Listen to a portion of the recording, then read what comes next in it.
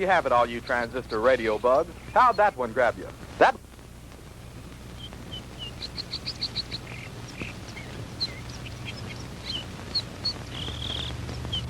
Howie, for heaven's sake, it's almost dark. If you don't hurry up, we're going to be late for the game. Margie, have you ever tried to fix a fuel pump to a rock and roll beat? Well, I'm sorry it made you nervous. I just thought it was a good chance to get in some practice. It's okay. Forget it. Nothing I can do anyway. At least not way out here. Well, I wish you hadn't taken this crazy nowhere shortcut. Boy, this is like Lossville. I know. I goofed. And I've got to get some help if we're going to get there in time for the kickoff. Hey, didn't we pass a farmhouse about a mile or two back down the road? Yeah, that's right. Back around the curve. Come on, we'll be shorter through those woods.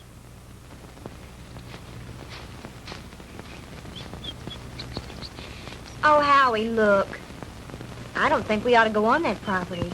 Look, you want to get to the game, don't you? Of course I do. Come on.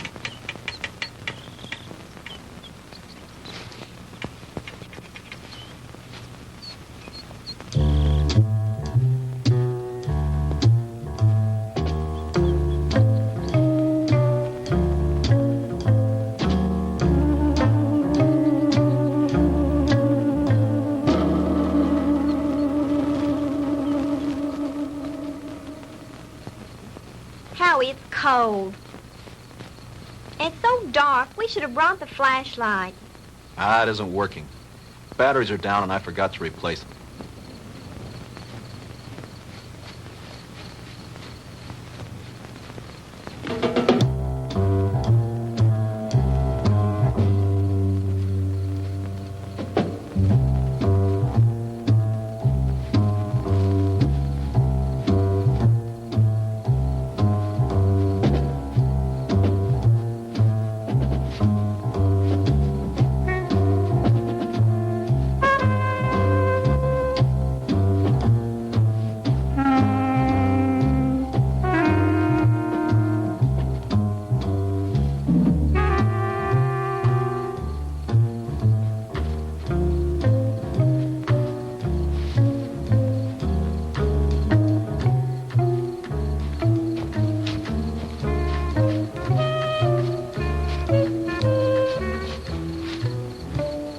Like we've been walking for hours. Well, it can't be much further now. Hey, there's a light.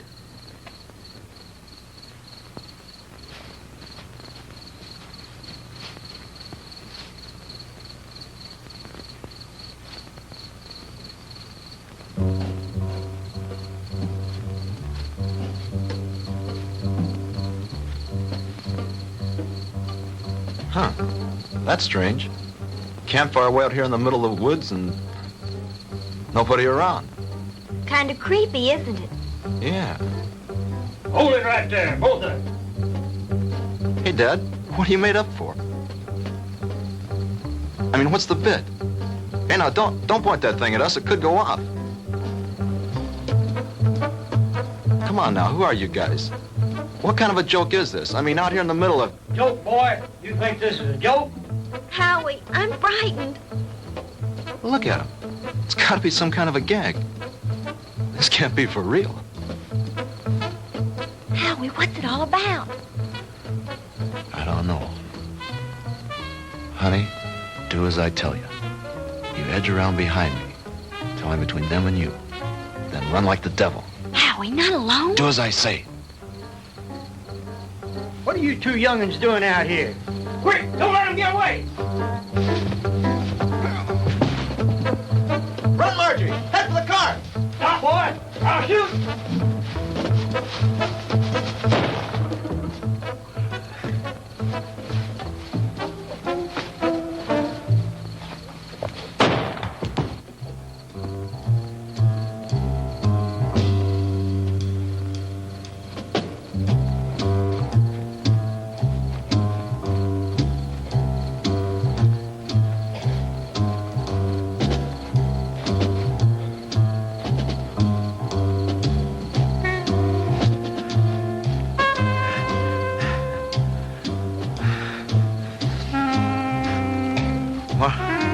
Margie? Margie?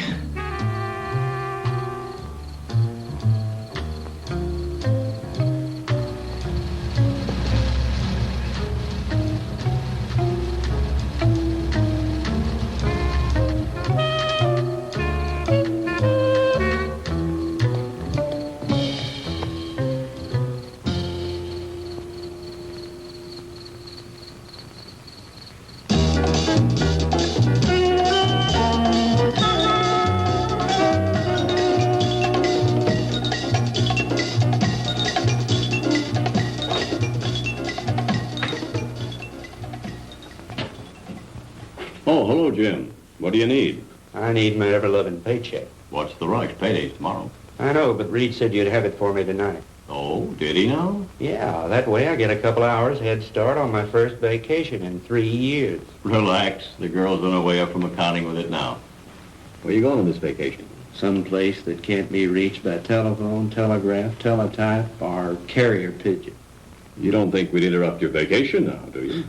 Why not? You guys did it for the last 2 years.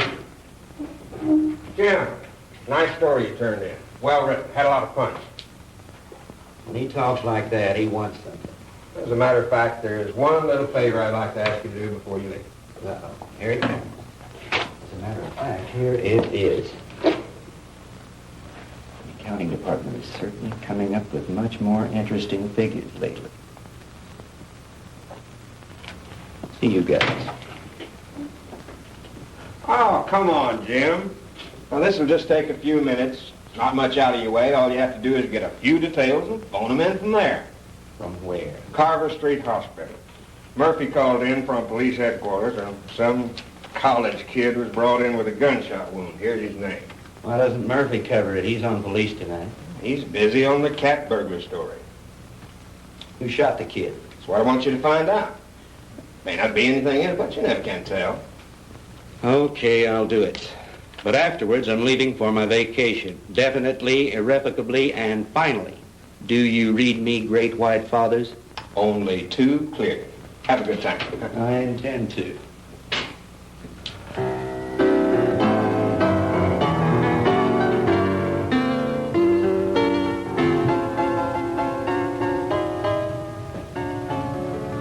Hello, blonde girl. Why, James Crandall, what brings you here? Now, don't tell me. Let me guess. They sent you down for an egoectomy. Oh, what? An egoectomy. They're going to cut out that big, fat ego of... Oh, that's funny. Funny. I want some information. Like what? Like, you got a boy here. Howard Ellison, college kid. In some kind of shooting scrape. That's the kid they brought in this evening. But I don't think he's having visitors. Well, could I speak to his MD? Mm-hmm. That would be Dr. Wilson Blake. Ah, yes. Blake of the Rusty Scalpel. Oh, you know him? I should. He broke into me once and stole an appendix. Oh, funny. That's funny. He's in his office. I know where he is. Dig you later, Angel. Yes, that's all right with me, Dr. Thornton. 10:30 will be fine. Yes, I think the whole administrative staff should be there. Fine. See you in the morning, Doctor. Goodbye. Come in. Jim Crandall. Hello, Will. How are you? Hey, number one, how about yourself? No complaints? Can you spare a few minutes? Sure I can. Are you on duty? No, not really. I'm officially on vacation.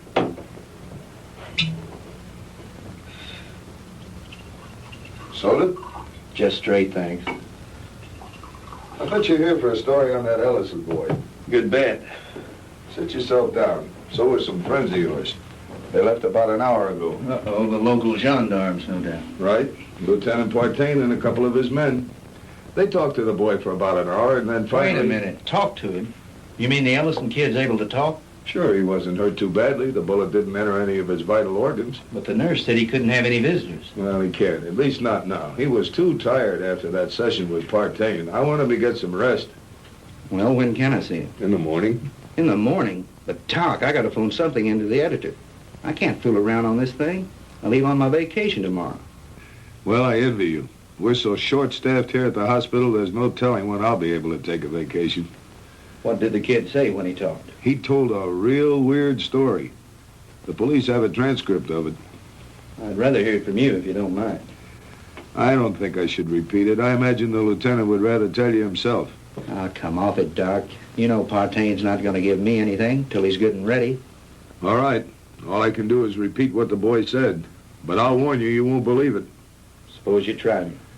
Well, this Ellison kid is a student at the university, a cheerleader, an honor student, an all-around popular kid. Early this afternoon, he and this co-ed... Co-ed? You mean there was a girl with him? Yes, one of the majorettes from the band, a girl named Margaret DeMar. DeMar? Couldn't be related to Sandy DeMar, the nightclub thrush. As a matter of fact, yes, her sister. Well, that adds a dash of color. What about the girl? I'm getting to that. Now, do you want to hear this story or not? Okay, go ahead. Well, early this afternoon, they left the university on their way downstate to that night game against Southern Tech. They had permission to drive down instead of going on the bus with the other students. They were running short of time, so they took a shortcut on one of those farm roads. Ellison's car started acting up and finally quit on them. They had to have help, so they started walking, trying to make it to a farmhouse. I said, hold it right there.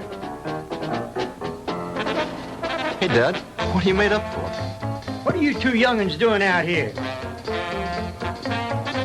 Quick, don't let him get away! Run, Margie! Head for the car! Stop, boy! I'll shoot! He started running, and that's when he got shot. He got up and he kept on running. He made it back to the car. He looked around for the girl, and she wasn't there. After that, he blacked out. A passing motorist picked him up and brought him in, and that's the story the way he told it. You sure weren't kidding when you called it weird. I've heard some screwy ones in my time, but this one takes the prize. Yeah, that was exactly my reaction, at first. What do you mean, at first? Well, sometimes I'm forced to alter my opinion by certain evidence. I don't know if you're aware of it, Jim, but my hobby is American military history. I collect historical military objects like some men collect stamps, like this item that was brought in by a patient a couple of months ago. You know what that is? Well, it looks like some kind of rifle slug. Mm-hmm. I have a cigar box full of those at home. My brother and I used to find those in the woods and dig them out of trees when we were kids, back in Georgia 30 years ago. It was one just like the one you're holding now that I took out of young Ellison's body and gave to the police this evening. And if you ask me, they're going to have to dig a long way back in their ballistics file to find anything that matches that. Yeah? Yeah. You see, that's a mini ball. The kind of a bullet they used during the Civil War.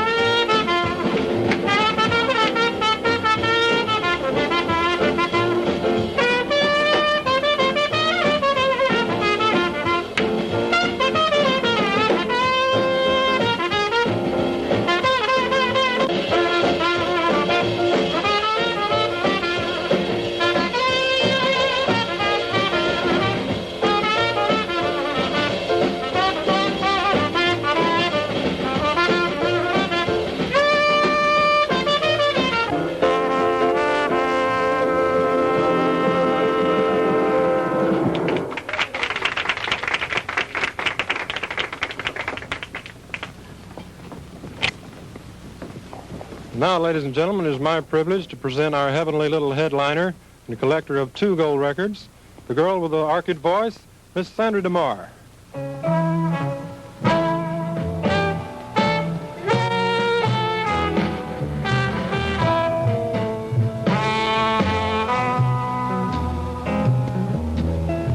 Go on away and leave me alone.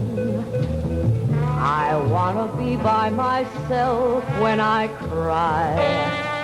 And there's gonna be some crying, 'cause I just told my baby goodbye. Get out of here and leave me alone. I don't care whether I live or I die, 'cause my life's already over. It ended when he told me goodbye.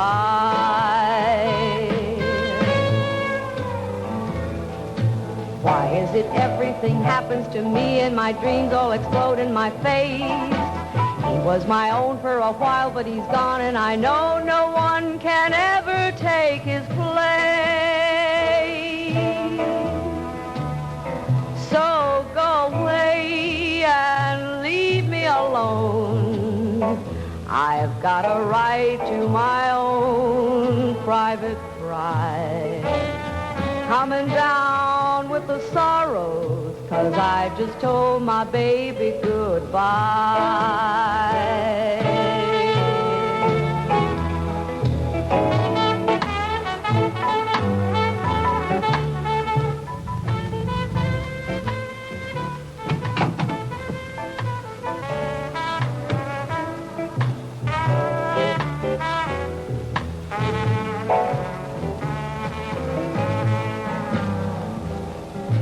Why is it everything happens to me and my dreams all explode in my face?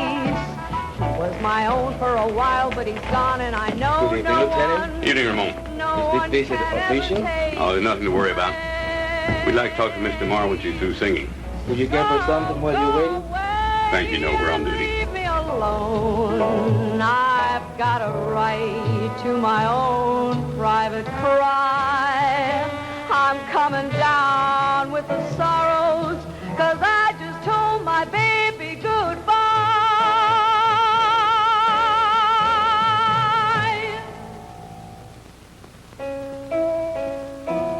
'Cause I just told my baby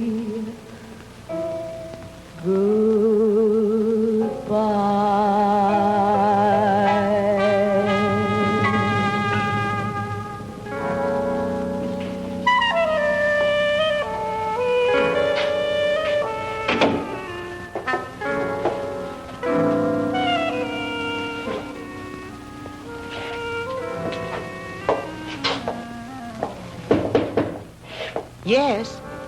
Sandy, are you decent? Yes. 2 gentlemen from the police department want to talk to you. Police? Yes, Miss DeMar. I'm Lieutenant Partain, and this is Detective Lasky. We're just making a routine investigation. Have you heard from your sister this evening? Margie? Why, no. Why do you ask? Well, we just thought she might have called you. You see, we have reason to believe she may be missing. Missing? I don't understand. She's at a football game in Stephenville with Howard Ellison. I'm afraid not, Miss DeMar. Maybe you'd better sit down and let me tell you all that we know about it so far.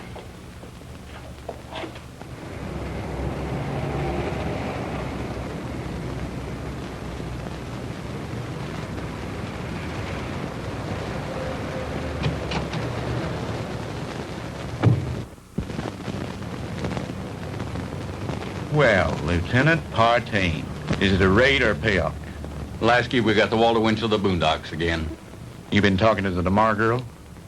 So you know about it already? Yeah, but not enough. Can you fill me in? At this point, you probably know just about as much about it as we do. Why don't you stop by the office in the morning when we had more time to work on it? Oh, come on, Fred. Can't you give me something tonight? I start my vacation tomorrow. Good fishing.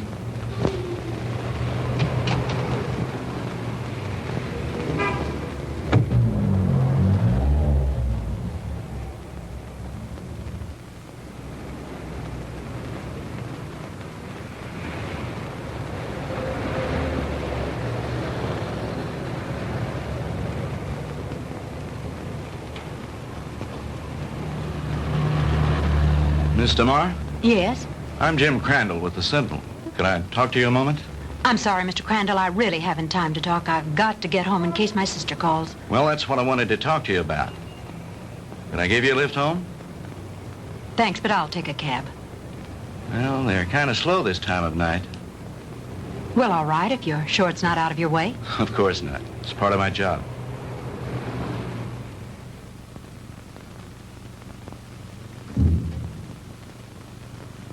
What's the matter? Mr. Crandall, I'm too upset to go home. You know my sister's missing. Yes, Do you know where it happened? just about. Would you drive me there? It's nearly 1 o'clock in the morning. Besides, what if she calls you? If she were going to call me, I'm sure she would have done so by now. It's nearly a 45-minute drive up there. Howie was picked up on a farm road just this side of Stephenville. If it's too much trouble, you can drop me at my apartment and I'll take my car. You're pretty determined to go, aren't you? If my sister's in trouble, I've got to be near her. Hop in. I need to go up there myself.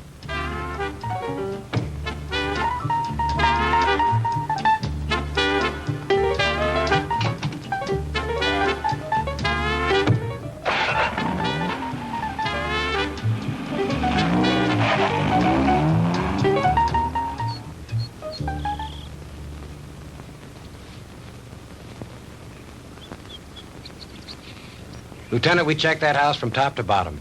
Nothing there. Okay, Lasky. As soon as the boys are through, have them go in and get some rest.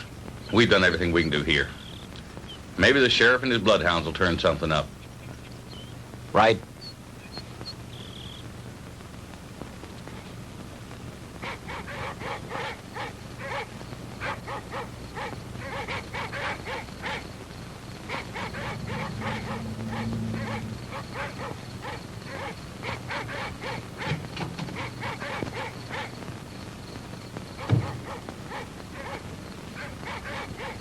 Lieutenant Partain around? He's up in the woods someplace. Evening, ma'am. Has there been any news of my sister? You're Sandra DeMar? Here comes Partain now.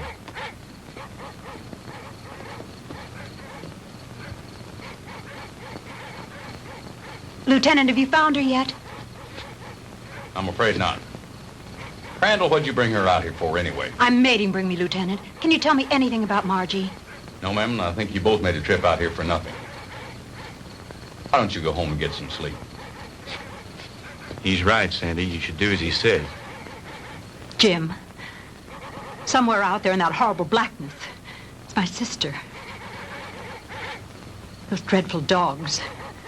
They sound so terribly ominous. Oh, Jim.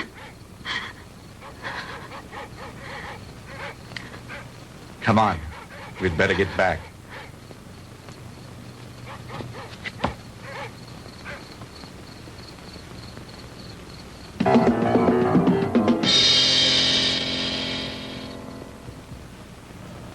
No, I'm going to check all the antique gun shops this morning, as soon as they open.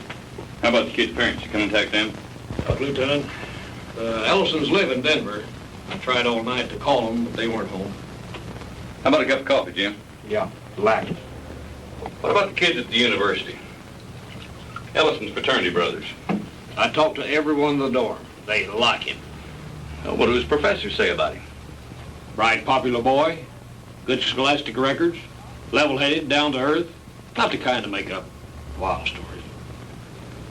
Well, that cracks another one of our little theories wide open. You just getting here? Some of the other fellows came in a couple of hours ago. Yeah, I was out with the sheriff and his bunch. And have we got a Lulu? Yeah, what is it? The girl's sweater.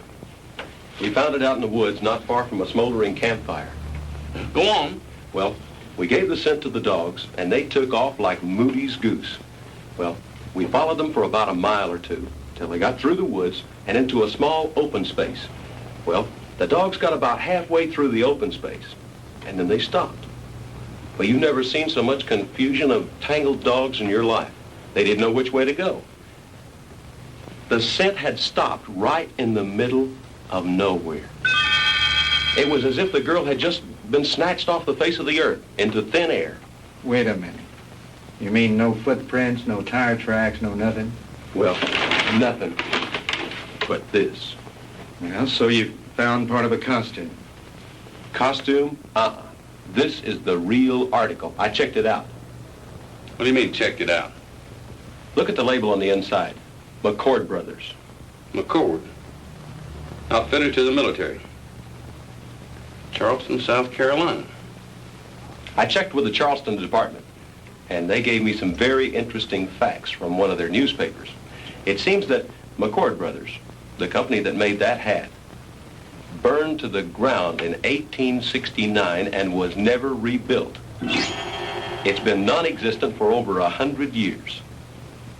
This case is getting screwier by the minute, don't it, though? I'll have you run this down to the lab and then go home and get some sleep. How about me, Lieutenant? Sure, go on home. You've earned a rest. Well, what do you think? How was Mr. Marr when you left her? Shook up, naturally. She's spending the night with a girlfriend. Fred, about this whole mess, what's your opinion? I'm not paid to have opinions. I'm paid to put jigsaw puzzles together. But seriously, what do you think? I think there's a logical explanation to everything. Two men were in those woods in costume and makeup. Anyone knows there's lots of guys around nowadays who collect antique guns. They belong to clubs, they have meetings and shooting contests every so often.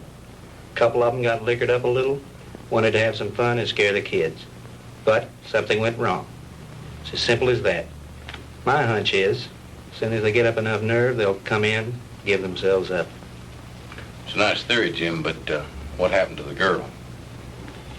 Well, your guess is as good as mine. Jim, you know, this whole thing is, well, it's spooky. Reminds me of something that happened in Germany in 1945 towards the end of the war. Yeah? What was that? Our outfit liberated a small concentration camp near the Alsatian border.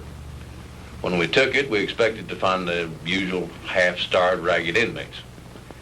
And you can imagine our surprise when we were greeted by about 50 young people, all a picture of perfect health. That sounds a little hard to believe after all I've read of Dachau and Auschwitz. Well, that's what made it hard to figure. Here were these kids, none over 21 and some as young as 5, living in apparent luxury. Good food, complete recreational facilities, no forced labor. Reminded me of a bunch of calves being fattened up for the kill. You mean there were no old people in the camp? There were a few, but not alive. We found their bodies in the rooms next to the ovens. Apparently, we'd taken the camp so fast they hadn't had time to dispose of the bodies. But before they left the night before, they blew up the largest building in the camp. It was some sort of a laboratory. And inside, amidst the rubble and blown into a million pieces, was the screwiest piece of machinery I've ever seen. Some sort of a crazy electronic apparatus. And half buried underneath it amidst the rubble, still strapped to a table, was an old man. Just barely alive. Our medics tried to save him, but they couldn't. Now here's the weird thing. This is the part we could never understand. In trying to identify him, we checked the camp records with the prison number tattooed on his arm. According to those records, that old man should have been an 18-year-old boy. What about the other bodies? Same thing. Their numbers indicated they all should have been kids. What type of experiments were they conducting there? We never found out. Even the young inmates weren't aware of why they were there. They never found the commandant of that camp to bring him to trial with the rest of the Nazi brass. His name was Ernst von Hauser. Did you ever hear of him? Well, he was a German physicist, a contemporary of Einstein's. I don't follow you. You mean you think there might be some connection between all that and what happened here last night? I'm not saying that, no. But just suppose, for the sake of argument, the Ellison kid did see two men out of the past of 100 years ago. That would mean somebody around here is tampering with time. Somebody was also tampering with time in that concentration camp. Now, wait a minute. Let me get this straight. You think that the machine found in that concentration camp was some kind of time machine, and that there may be another one like it around here. Is that what you're saying? I'm not saying anything. I'm just supposing. After all, they never found von Hauser. Lieutenant?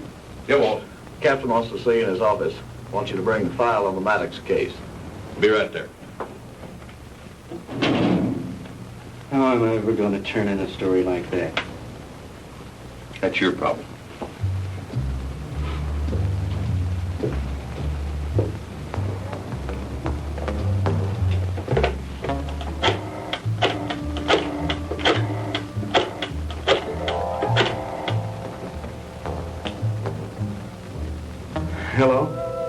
me the city desk. Hello, Reed. Crandall again. Would you tell Shaw I'd like to postpone my vacation and stick with the Ellison story? Yeah, that's right. You know that Pulitzer Prize you're always kidding me about? Well, if this thing turns out to be what it looks like, I just might win it. No, nothing new at the moment. I'll keep you posted. Yeah, I've got a little research to do in the library. Then I'm going to the hospital to interview the kid. Right. Talk to you later.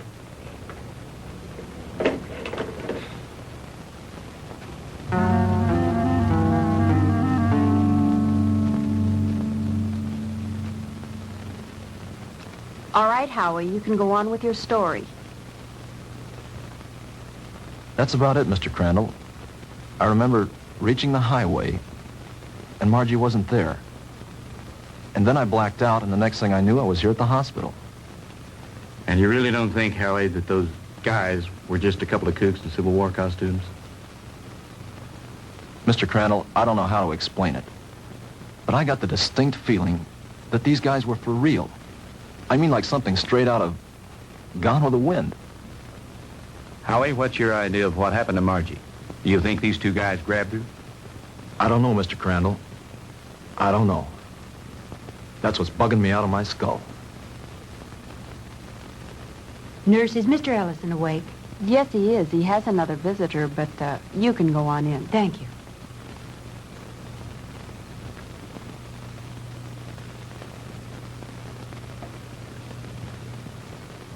Sandy. Hello, Howie. How are you? Hello, Jim. Good morning. Have you heard anything from Margie? Not yet. I brought you some flowers. Thank you, Sandy. I'm sorry about all this. I mean... It's all right, Howie. Now, don't you worry. Whatever happens, I know it wasn't your fault. Jim, have the police found out anything yet? No new developments. I'm going up there in a little while and have a look around myself. I want to see the place in the daylight. Would you mind if I went with you? Of course not. I'd enjoy your company. Howie, would you forgive us if we ran off right away? Sure. I understand. I'll drop back in later. Bring me some magazines. Yeah. True Confessions and Ladies' Home Journal. Gee, thanks, Mr. Crandall. Those are two I never miss. See you later, Howie.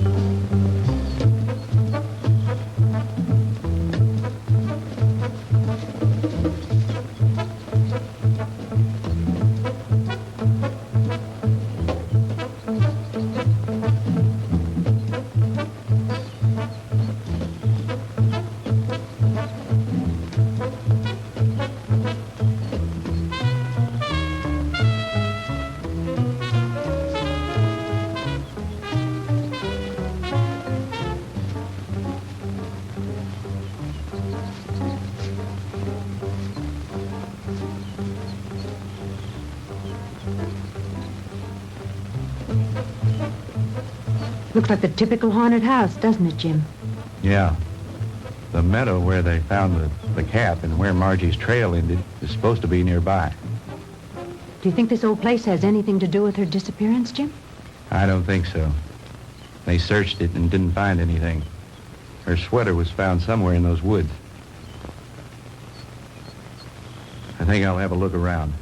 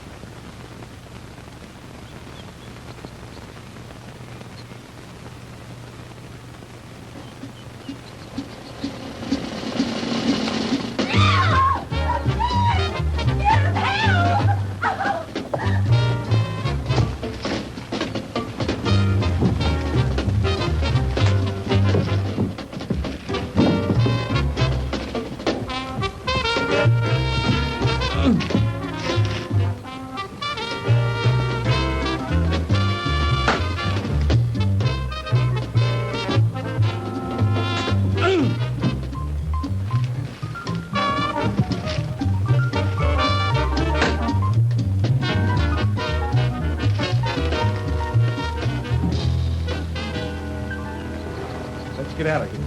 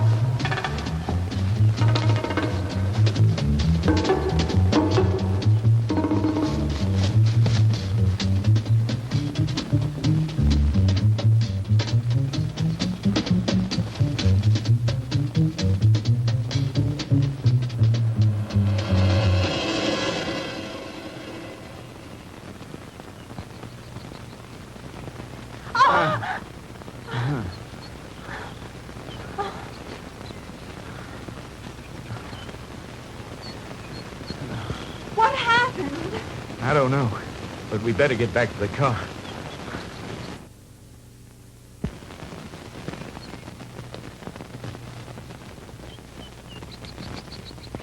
Jim! Well, the car! It's gone!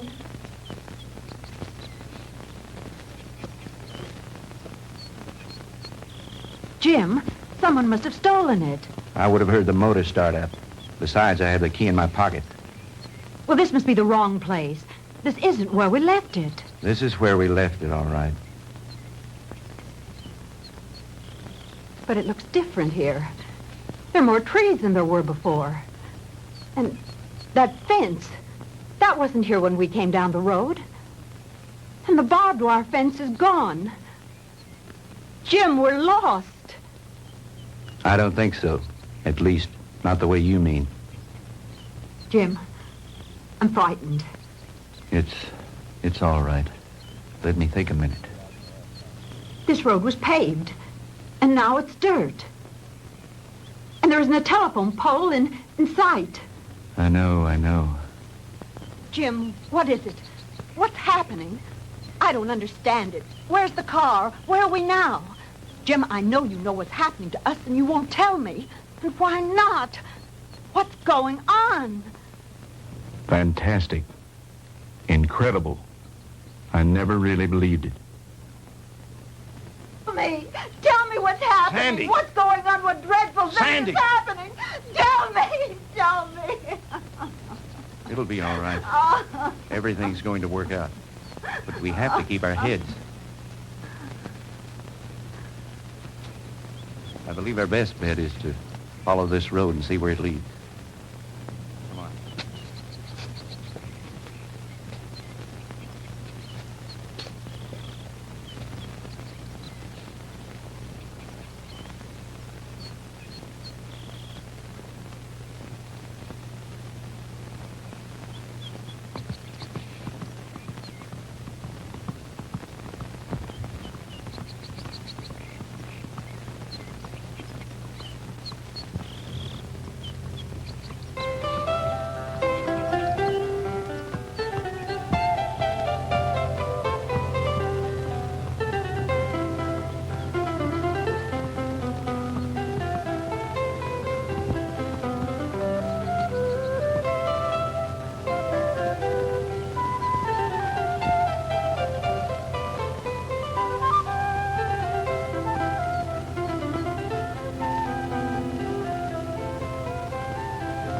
Jim, his clothing. I know.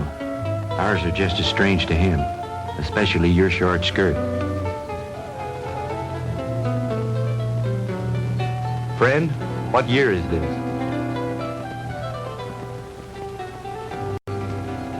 Where are we? Witchcraft! Witchcraft! Ha!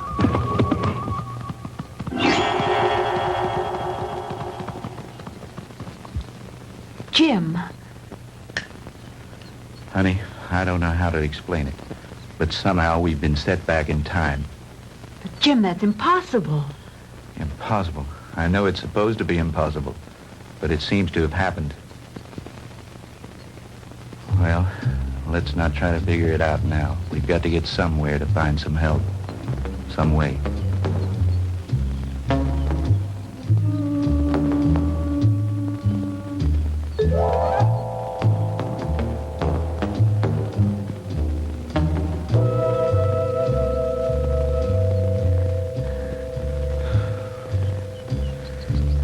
Jim, I'm sorry, but I don't think I can go any farther. I simply have to rest. All right. We'll stop for a while.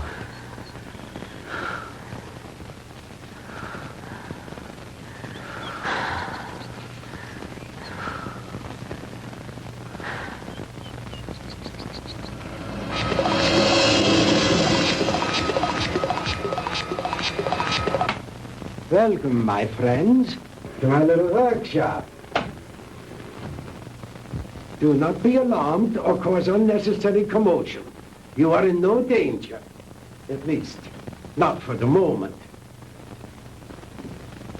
Won't you please step out?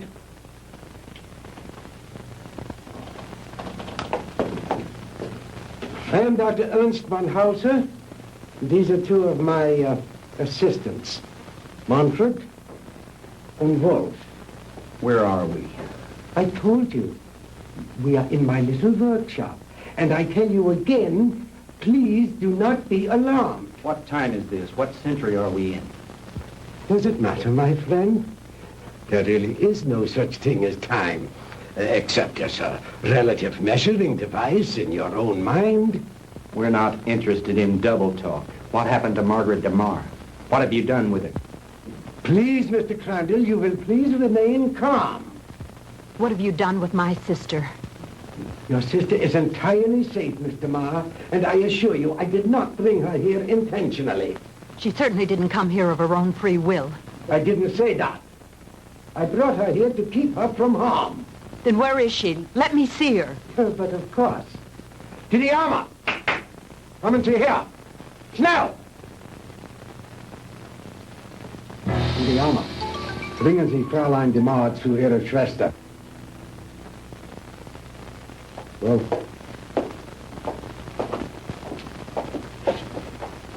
no need for alarm, Mr. Crandall. She'll be all right. She'll be able to freshen up. We will even furnish her a change of clothing.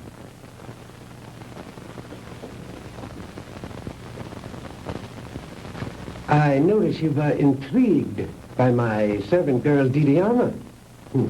And there you might be. Just a few thousand years ago, she was serving in the court of Tutankhamun, one of the great pharaohs of Egypt. And now, she is serving me. Quite an experience, is it not? This is like a fantastic nightmare. I don't understand any of it. How did you get Margie here? I was conducting an experiment with a pair of gentlemen from the past. When the girl and her boyfriend wandered into the machine's field of materialization and encountered them. They shot the boy. They might have killed the girl had I not teleported her here very quickly. And the two red soldiers? I sent them back to Shiloh, Mr. Crandall. But it doesn't matter. They probably died there anyway. Fantastic. Utterly fantastic. Tell me, Doctor, why did you send Sandy and me back to 1789? I admit I took advantage of you to conduct a little experiment. Oh, it was a little dangerous, but you see, no harm has come to you. super spectronic relativity? I believe that's what you once called it. Oh, then you are familiar with my work. To some degree, yes. I read up on you this morning in the library after talking with the police. Oh. And what did you learn about me? Quite a bit. I know of your early career and some of the brilliant discoveries you made in the field of physics, and that you were expelled from the International Congress of Physicists because of your theories. Oh, that was a humiliation which will soon be avenged, Mr. Crandall. But go on. What else did you learn of me? Well, I know that you were a friend and sponsor of Adolf Hitler, that you helped elevate him to power in the 30s, and became the organizer and administrator of his Department of Scientific Warfare. That's another thing that puzzles me, Herr Doctor. Why a man of your brilliance should identify himself with a fanatical madman like Hitler. How dare you refer to Adolf Hitler as a madman? He was a great genius, ahead of his time. The world, in its ignorance, was not ready to accept him. The world did not accept him because he was a lunatic, bent on enslaving it. Do you call a man who is responsible for the mass murder of millions a great man, a genius? Anyone with enough intelligence to examine history knows there are times when lives must be sacrificed for the benefit of future generations.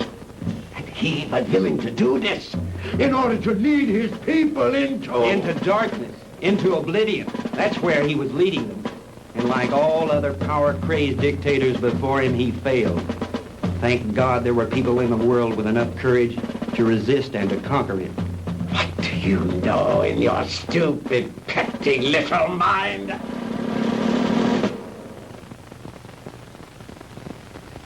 You will forgive me, Mr. Crandall, for my outburst of temper. You are, of course, entitled to your own opinion for whatever small purpose it may serve you. Let me enlighten you, Mr. Crandall, on a few things of which you and the rest of the world are unaware. Blame for the loss of the war cannot be laid to Hitler or his doctrines. It was I who failed him. Me and the General Staff. He called for weapons, super weapons, to turn the tide of war in those last few days. Because of my inability to deliver those machines soon enough, we were defeated. It might interest you to know that during those last few months of the war, we had almost perfected weapons so far in advance of anything that had gone before them as to make modern warfare in all its forms completely obsolete. Oh, if we had only had time for further experiments. I know of some of your experiments, like the ones carried out in a certain concentration camp. Oh, then you know about the aging machine. Yeah, they had almost perfected that one when the war ended. Oh, but that machine was one of the more primitive devices, like the jets and the rockets that we used so briefly. We were in the final stages, Mr. Crandall, of perfecting weapons that were truly astounding and against which you would have had no defense. A cannon that killed with sound waves, yet was completely silent. A giant generator gun that could electrocute whole armies in the field. Oh, and more, many more. If we'd have only had a few more months to perfect those weapons, we could have plucked victory from the jaws of defeat. The Third Reich would have endured, not for 1,000 years as the Fuhrer dreamed, but forever. But the fact is that you failed, Herr Doctor. Failed and lost. But you are forgetting one thing, Mr. Crandall. That was 20 years ago. Since then, I have perfected and even improved on my original weapons. And we have conquered time. Dr. Einstein's so-called fourth dimension. Hitler will return, Mr. Crandall, and soon. Your victory was but a temporary one.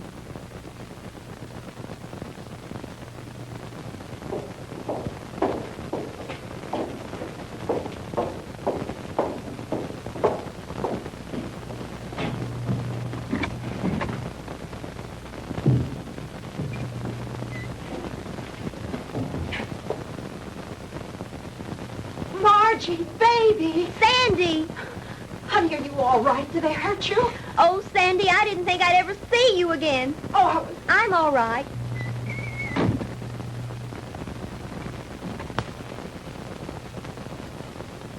let us out of here. Open this door. Let us out.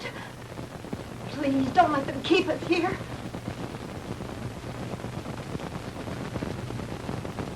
I have my own underground atomic power supply. Here are the master controls, and here are the selectors. With this dial, I can control the century I wish to deal with.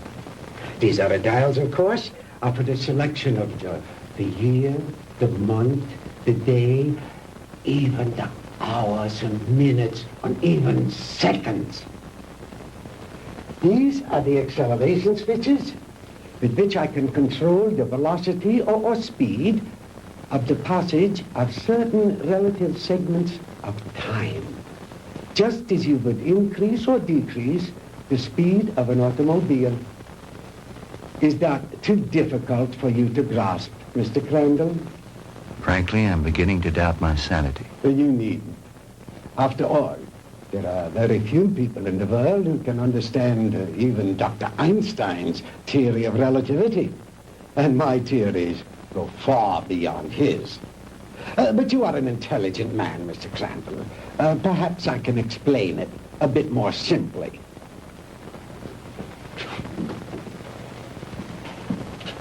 We will let this line represent the world. With a line here to represent the equator, and a mark here and a mark here for the north and south poles. If an aircraft starts here, this side of the equator, and starts going up and up and up, it is going north, toward the North Pole. But the instant it passes over the pole, it is no longer going north. It is going south. And yet, it has not turned or changed its direction in any way. Now, that is the simplest way I know of to make you understand how my theory of superspectronic relativity was first developed. It has long been established that time and space do not exist except in relation to each other. Therefore, they are inseparable, indivisible, a space-time continuum. The faster we travel in space, the faster we travel in time. Now, let me use this short vertical line to represent an instant of time, on this horizontal arrow to represent velocity or speed. Now then, scientists have long held that light is the top limiting velocity in the universe. In other words, there is nothing in the world faster than light. And yet it is known that beta particles ejected from the nuclei of radioactive substances can attain velocities up to 99% that of light. Now, I have always based my theories on the premise that there is no limit to space. The universe is limitless. Well, if there is no limit to space, then there is no limit to time, and no limit to velocity. Therefore, I thought there must be something in the universe that was faster than light. Oh, the years of frustration and failure before I finally had to submit to the one irrevocable fact: there is nothing in the universe faster than light.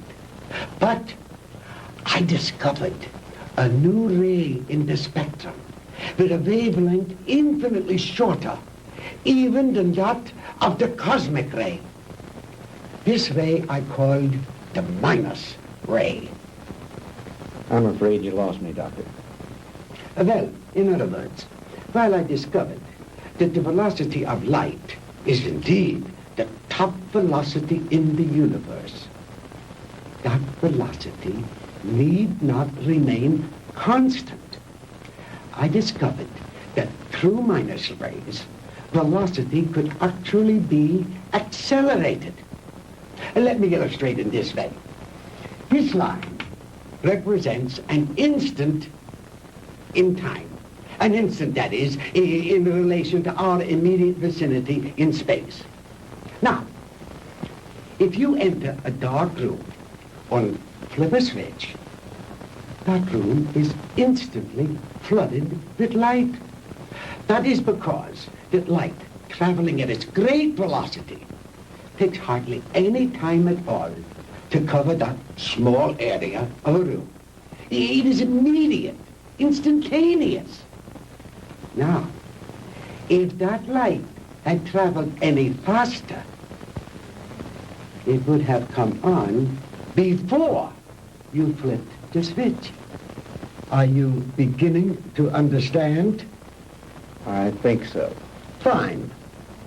Now then, just as I illustrated a moment ago, with the airplane flying up over the world, heading north until it passed over the North Pole, then its direction became south. The same thing is true in a sense of time.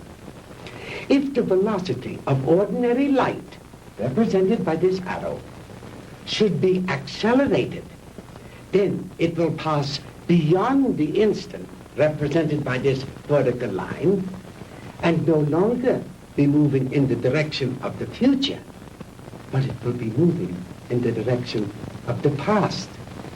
It will no longer be going forward in time, but backward. The greater the velocity, or I should say, the greater the acceleration, the further back in time it will travel. In other words, if a guy left New York for Los Angeles and traveled fast enough, he'd get there before he started. You joke, Mr. Crandall, but crudely expressed, that is exactly what would happen. Why are you telling me all this?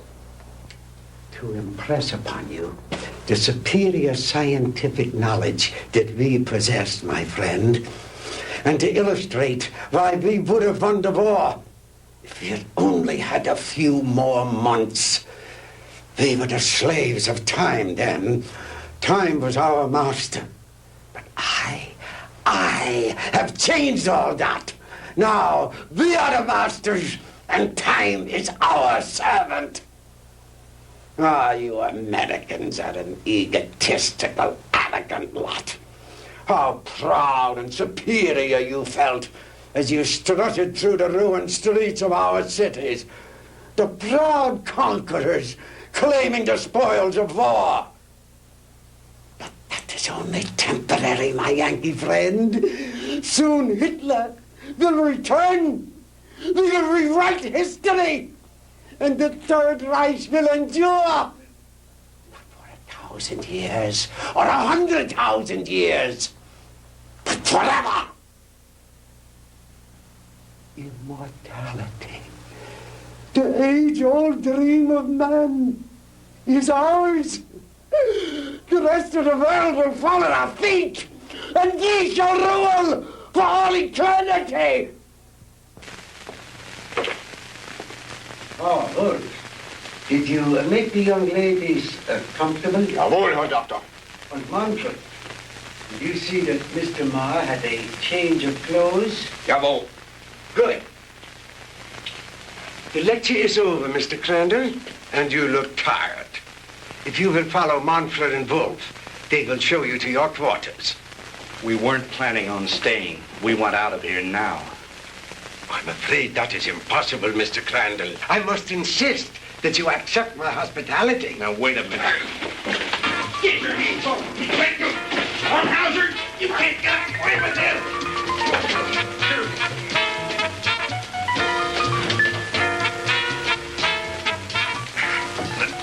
Jim! Jim! Sandy, are you all right? Oh, yes, we're all right, but why are they locking us up? What are they going to do with us? Nothing if I have anything to do with it. Oh! Oh, don't hurt him! Oh, don't hurt him! Oh.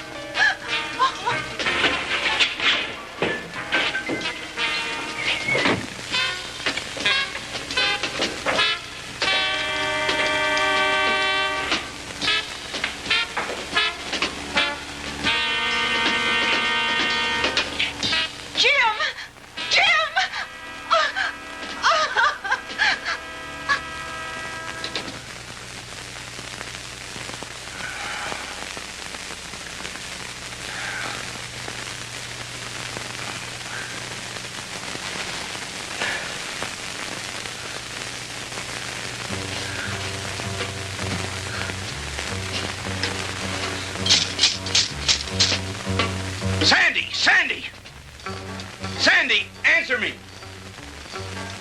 We're here, Jim. We're all right. How about you? Just a minor headache, honey. Is Margie still with you? Yes, she's asleep. Jim, I'm scared. What do you think Von Hauser intends to do with us? I don't know. But I do know one thing. I've got to figure a way out of here. Sandy, honey, I'm sorry about everything.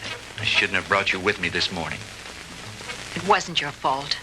I asked to come along. After all we've been through, you must be beat. Have you had any sleep?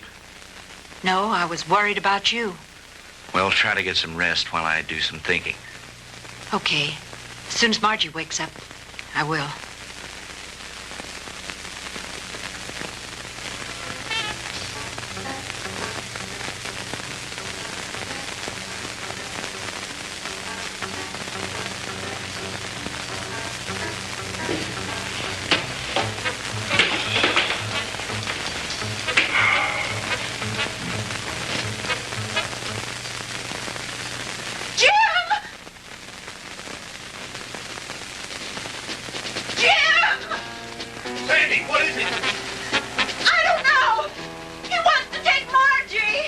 Kommen Sie her, Fräulein.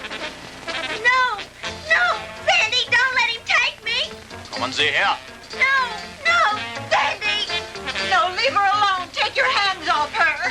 Don't let him take me, Sandy. Don't let him take me. Turn her loose. Oh!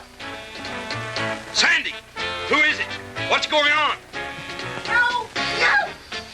What's going on in there? What's happening?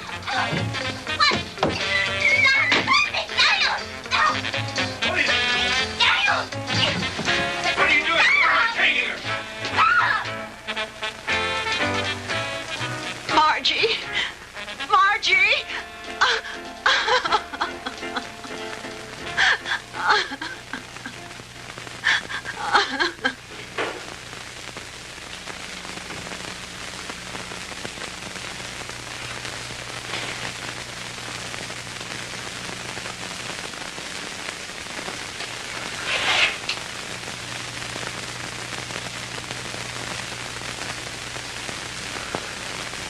So you see, my dear, there was no reason for all that hysteria. You've really nothing to fear. While I have never before tried sending anyone into the future, there is no reason to believe that the experiment will not be successful. And if something should go wrong, it will happen so quickly, you'll never feel a thing.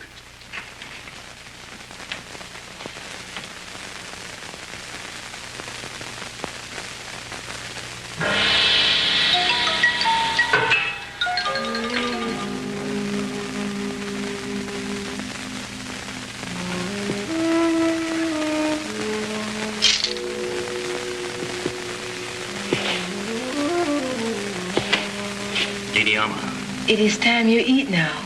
You speak English? Many others before you, they teach me talk. You mean there have been other prisoners here? Many. Are there any others here now? They all disappear. You eat now. It is all they give me for you. It's all right. At least it's better than nothing.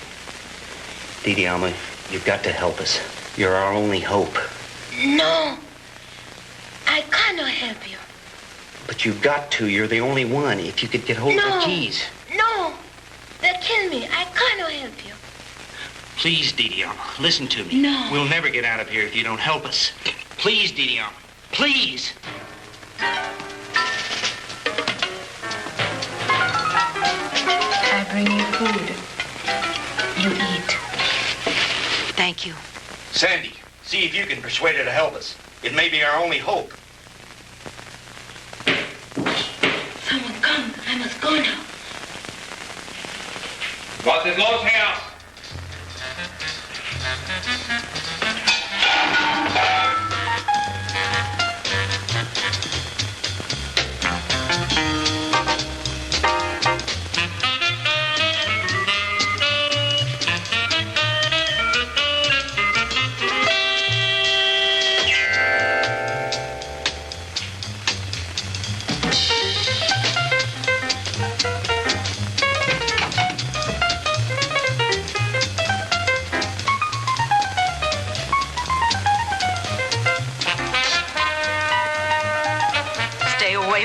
me.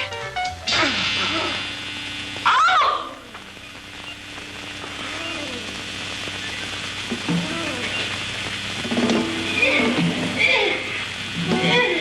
Sandy! Sandy!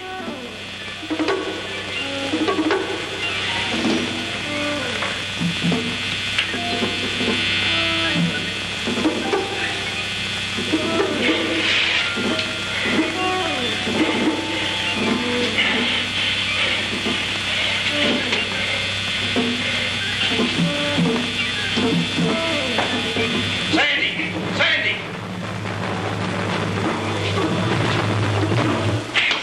Sandy, are you all right? Sandy, can you hear me?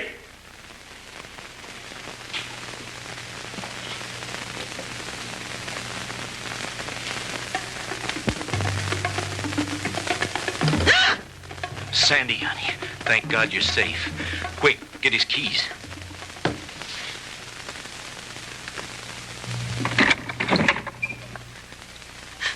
Oh, Jim, it was awful. He strangled her. It's all right, honey. Try to get hold of yourself. We've got to get out of here. I'll be fine.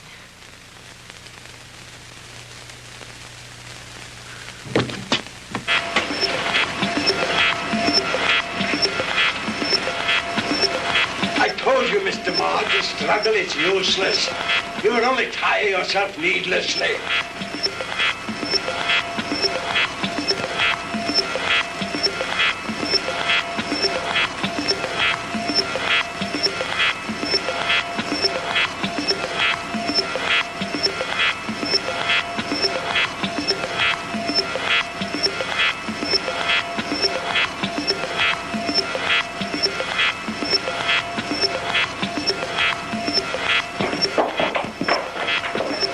You got that machine on again.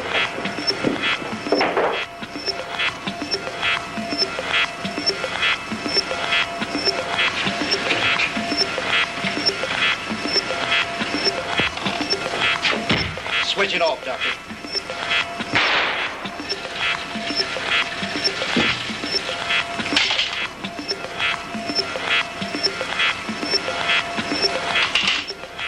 Jim, look, Margie. Reverse the machine, Doctor. Bring her back. I cannot guarantee that, Mr. Crandall. I have never experimented with the future before. You insane, sadistic. If you don't bring that girl back, I'll empty this gun into that warped brain of yours.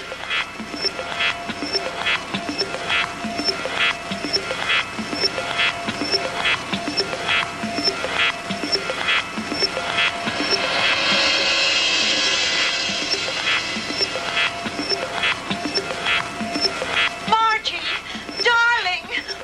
Margie.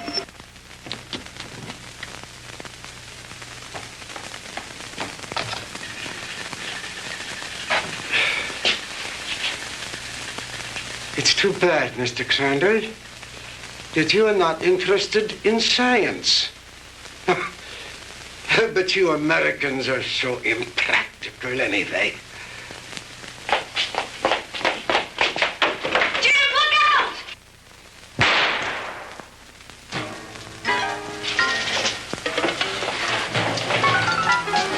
Just don't you try anything, Bunkers. Don't try anything. That should cut down on your time travel, my good doctor.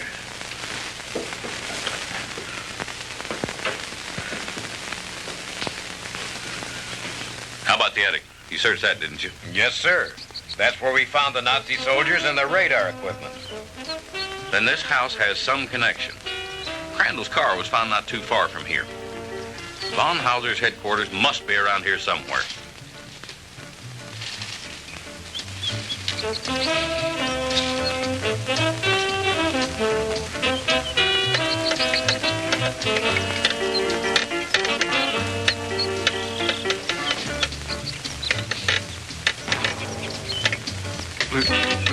Lieutenant?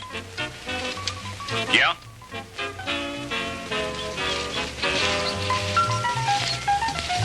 What is it, Finley?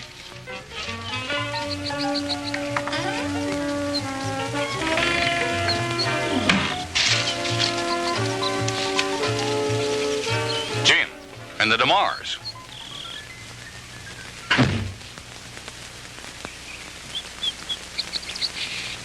Where in the devil did you three come from? Von Hauser's country place, Fred. We spent a very interesting night there. Where is Von Hauser? Down there in his laboratory. Listen. What's that sound? That's the machine. You'd better stop it before he gets away. Lasky, you come with me. Then you stay here with them. What machine? The time machine. The what machine?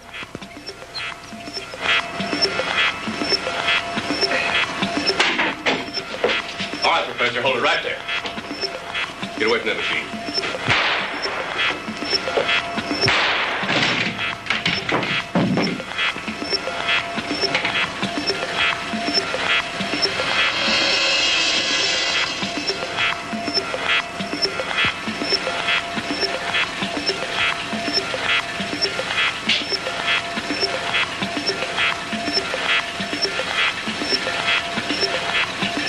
If I hadn't seen it with my own eyes, Lieutenant, I wouldn't believe it. I know. Ask you if you ever tell anyone what I'm about to do, I'll have your job so help me. Is that clear? Lieutenant, I ain't seen nothing. Well, I don't know what makes this contraption work, but I think I know a darn good way to shut it off.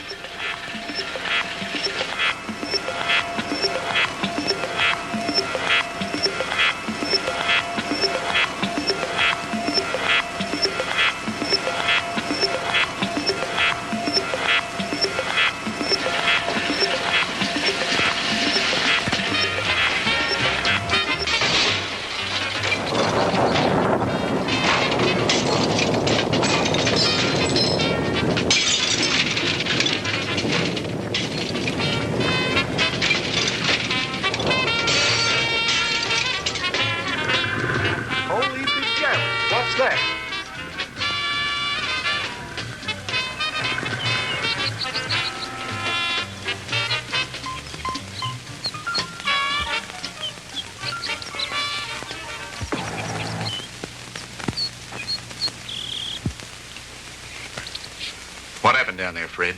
Forget it. Finley, call Miller at headquarters, have him send some of the boys out. Are you two all right? Everything's fine, thank you, Lieutenant. Why don't you take the two ladies home? Come on, Lasky.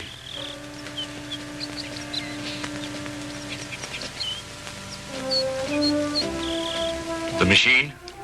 Mangled beyond repair or recognition. Too bad the big brass didn't get a chance to look it over, isn't it? But why, Fred? You had no right. No right, huh? Listen, the way I figure is like this. Sooner or later, some other joker is going to invent a machine just like it. Maybe by then the world will be ready for it. God only knows we aren't now. Hydrogen bombs are enough for people to worry about. Yesterday should be left alone. Because today, the world has enough problems just trying to make sure we'll have it tomorrow.